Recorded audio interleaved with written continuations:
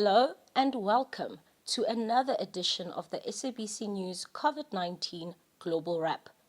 I'm Busisiwe Khadebe, and this week I'm bringing you highlights of the coronavirus pandemic around the world. However, before we get started, let's take a look at some global statistics. Over 543 million cases have been recorded globally, with just over 518 million recoveries and over 6.3 million deaths to date. So far, Africa has recorded over 12.2 million coronavirus cases, with some 11.4 million recoveries and over 255,467 deaths. South Africa, on the other hand, has over 3.9 million confirmed cases, with 3,866,240 recoveries and 101,584 deaths.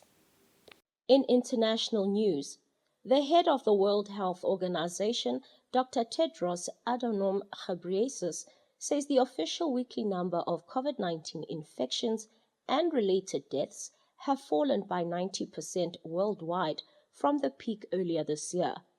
Ghebreyesus has warned countries to keep up their guard against the virus. He says the true figures are likely to be higher.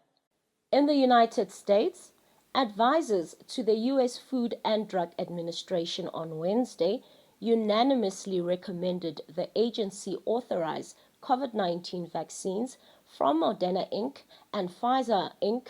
BioNTech SE for millions of the youngest American children.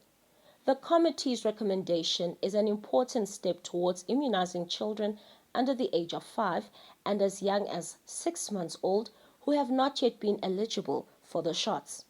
In Asia, the United States ambassador to China, Nicholas Burns, said on Thursday he expects Beijing's zero-COVID policy to persist into early 2023 and that U.S. businesses were reluctant to invest in the country until restrictions ease. The re-emergence of infections in China's capital, Beijing, has raised new concerns about the outlook for the world's second-largest economy, which had recently emerged from a long lockdown that shook global supply chains in its most populous city and commercial hub, Shanghai.